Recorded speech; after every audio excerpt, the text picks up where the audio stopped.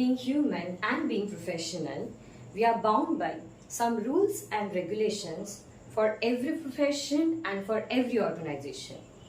There are some acceptable behavior, there are some unacceptable behavior. Any organization, they want something, some output from their employees. It could be nursing, it could be engineering, it could be of medical profession, any profession. There are some desired set of rules and regulations, desired set of activity, and that's why the term is a very important, very important for any profession, that is code of ethics exists. We will discuss about code of ethics today. Code of ethics. So first come code. Code is collection of laws or a system of rules and regulations. A code is adopted by a profession to regulate the profession. Now, it's a collection of some laws and system so that a profession is adopting the code. Why? To regulate the profession, to increase the standard of the profession, to increase the competency between the professionals. That is why the term code means. The word ethics derived from the Greek word ethos, which means character. It's some moral principles that we are having in between us only. That now, if I'm ready to fight with a person who is completely innocent, that is not desirable. If I'm wishing to bite a person, it is also not acceptable or desirable. So that is the differentiation, whether the behavior or the conduction of the activity is acceptable or unacceptable. That is the difference making the word ethics.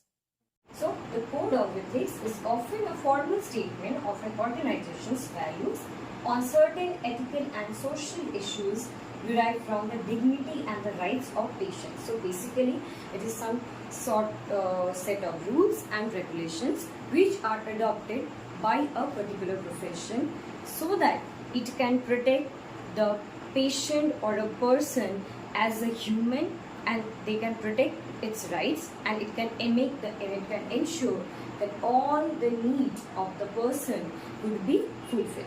So that is the code of ethics. The most important part, the principle-based ethics. There are 9 principles-based ethics. We will discuss one by one. Autonomy, informed consent, justice, beneficence, non-maleficence, fidelity, veracity, accountability, and confidentiality. So one by one we will discuss about this 9 principle-based ethics. Come to the first principle, autonomy. The right or condition of self-government. That means I am autonomous, means I have my own decision. I can be independent, I have self-determination, I have rights. That means being a nurse or being a professional, if an individual is taking a decision and refusing you to provide that, we all have to respect that particular decision. For example, you went, the blood sugar level of a person is very high, so as per the doctor's advice, you came to give him a regular insulin dosage. So that particular time, patient thought that no, insulin is not required, and he took the decision that he won't take insulin, so he can refuse at that particular time, and that is how you are respecting the person's individuality, the particular person's decision, and you are showing respect to that person, and you are not providing a service which is refused by the patient or a person. Second one is the informed consent. So the informed consent is a derivative of the concept of autonomy itself. That means a person or a client should or must get adequate information about a health condition, about the plan of treatment, about the prognosis, or about the future plan.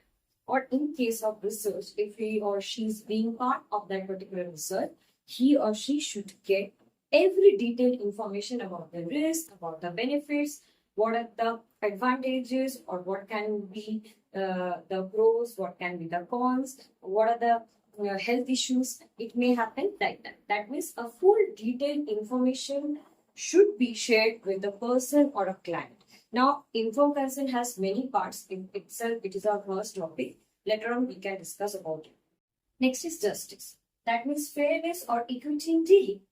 Now, Why sometimes the background is considered like this patient is from not a good background, so we can ignore that particular patient. And if the person have a very strong background but minor illness, that time also he or she is getting priority. No, this is not part of professionalism. This is not which is acceptable behavior from a nurse. Every individual, every person should get fair and equal treatment as the priority of their illness on the basis of priority. Next is beneficence. Beneficence means the word itself is describing it derived from the word benefit.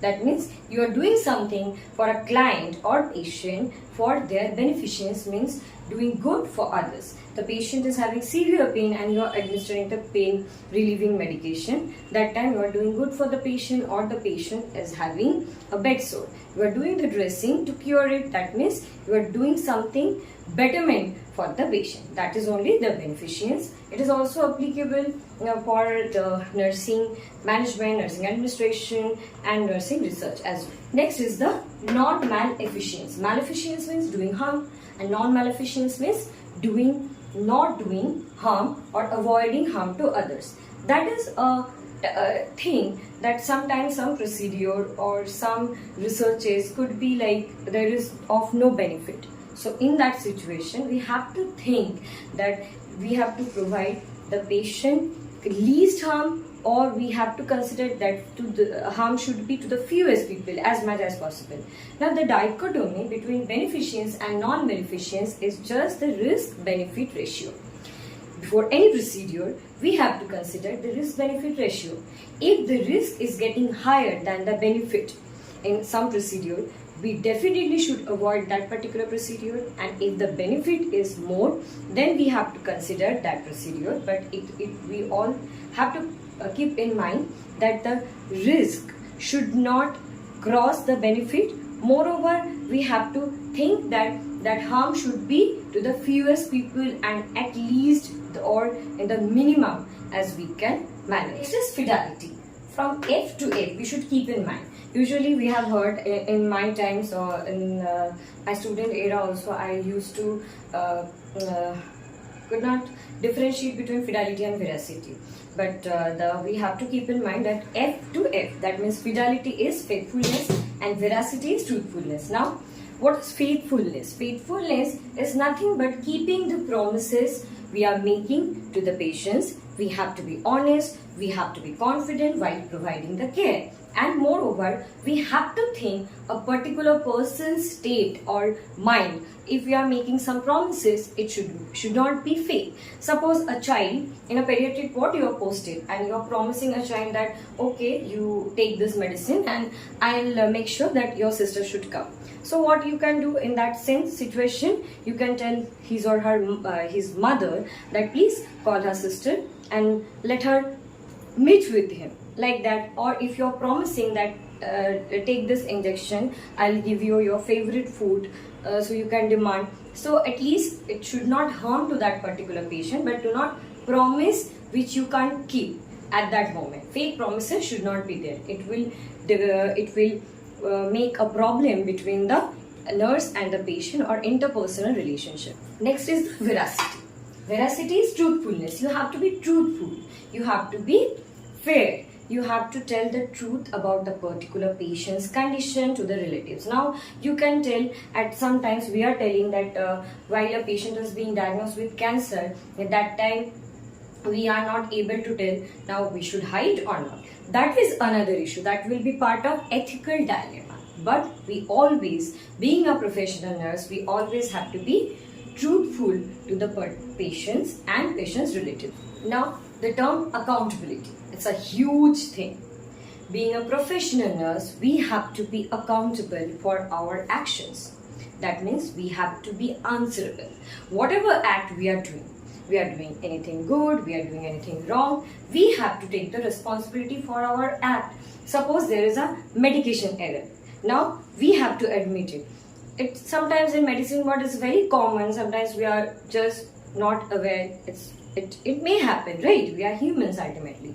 So until and unless it is very putting the patient in a very wrong or it is taking someone's life, It happens and it is acceptable in every profession. It have to be acceptable. Now, what we can do, we can't change the error, but we can take action against that particular error. If we have provided some medication wrong to a wrong patient, that time if you are admitting and if you are realizing and we are admitting, that time also we can put the patient antidote, or we can keep the patient under observation whether his hypersensitivity reaction is there or not. So that is the term accountability, means we have to be answerable for our own activity or the action. Last but not the least, confidentiality. That means privacy of the information of the patient. We are dealing with so many patients, we are dealing with the history. In any type of history, there are some family history, there is some social history. In psychiatric ward, personal histories we are taking about some past trauma, and also every single information should be kept confidential. We should not discuss it openly. Or a patient, suppose a patient is having HIV. Now you have taken the history and you came to know that the particular patient had HIV from his husband, from her husband. Now you move to another next bed nurse and you are discussing with that. No, this is not acceptable. Every individual has their rights to keep their information private, and if being healthcare professional, we have to take the history. It is also, if the patient is not giving proper history, we are not able to process the treatment. So that particular point of time, we every time any information, single information, we should keep their information in privacy. We should maintain their privacy and we should not put any harm to their privacy. Now, purposes of ethics. First is to promote health. Everything we are doing in this profession should definitely promote the health. Next is to provide means to establish and improve the standard of practice. Whatever practice we are doing in the nursing, it should get higher and higher. And that could be done by when certain rules and regulations are there. So, to provide means to establish and improve the standard of practice. Next is to form formal guidelines to take actions. In some situations, it's very difficult to take decision. But when there are set of rules and regulations, we can take any action, we will be able to judge in that particular situation.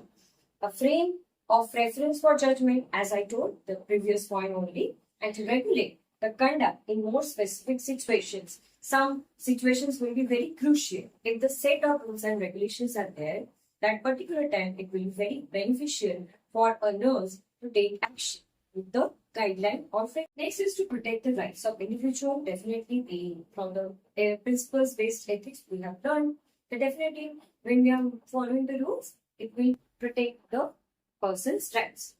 Means for self-evaluation. If we are practicing all the principles, we can have a clear picture of what we are doing. We can evaluate ourselves on the basis of code of ethics. And it will be beneficial for peer review initiatives as well. Whenever peer review will be there, if you are judging on the basis of those particular points, it will be very beneficial. Next is conveys the commitment of nurses to healthcare professional and public towards service. It will provide a commitment of the nurses toward other healthcare professionals and as well as to the public. So it will be all these are the purposes of code of ethics. Four principal elements of ICU code of ethics are nurses and people. Nurse will deal with the benefit of the person or the client or the patient or the individual. Nurses and the practice. So it should be justice. We have to practice in a justified way so that we should be promising to our profession and we can increase the standard bar very high of our profession. Then nurses and co-workers. It should be with the co-workers as well. We have to follow some code of ethics. We have to be professional. And lastly, nurses and the profession. Ultimately, if we are considering all the aspects, the code of ethics itself, it is existing to set the standard of the profession to very high. So these are the four elements: nurses and people, nurses and practice, nurses and co-workers, and nurses and the code of ethics for nurses. Firstly, to respect the rights of client. Definitely, we have to respect the client's decision. For that, we have to provide full, accurate information. We have to respect the client and his family members' consent. We have to take the principle of autonomy here very seriously. and we have to consider that he can take the decision of his own. We can convince, we can provide the full accurate information about the risk, about the benefit, and the decision is up to the client. Next is to respect the individual's right of privacy. We will discuss about the history, we will discuss about the plan of treatment, and that all information should be given under confidentiality, and it should be kept privately. It should not be discussed outside. Next is nurse maintains competence to render quality nursing care. Here, every day we can render quality nursing care by acquiring knowledge. It's not that we are having a particular degree, that means we have enough knowledge. There is continuing education, there is chances of higher education, there is chances of in-service education, there are so many in-service training programs are happening. So being a professional nurse, we have to take part in this trainings so that we can, and courses also we can take, we can hire our degrees so that we could be more and more knowledgeable and we can set the profession standard very high. That is also part of the code of ethics for nurses. Next is nurses obliges to practice keeping in the mind the code of ethics. Without code of ethics, we can't work. That is the main part. And obliged to work harmoniously with the patient, with the co-workers, because it is a collaborative work. Nursing is all about working harmoniously. In the collaboration, we have to work. There are so many individuals, we have to collaborate. So at that time, we have to work harmoniously. And lastly, maintain trust in the society in rendering care. Being a professional nurse, if we are maintaining the code of ethics, in that part, we have to be very trustworthy in rendering the quality nursing services. That will set the professional standard higher and higher. So this is all about the code of ethics for nurses. So we have discussed about what is code of ethics, the purposes, the principle-based elements, and lastly, the 4 elements and the code of ethics for nurses. I hope the class was good. It was audible to you. It was you were able to understand. If there is any chances of improvement, please help. I'm very new. Now I need all your blessings and love to continue this. Thank you.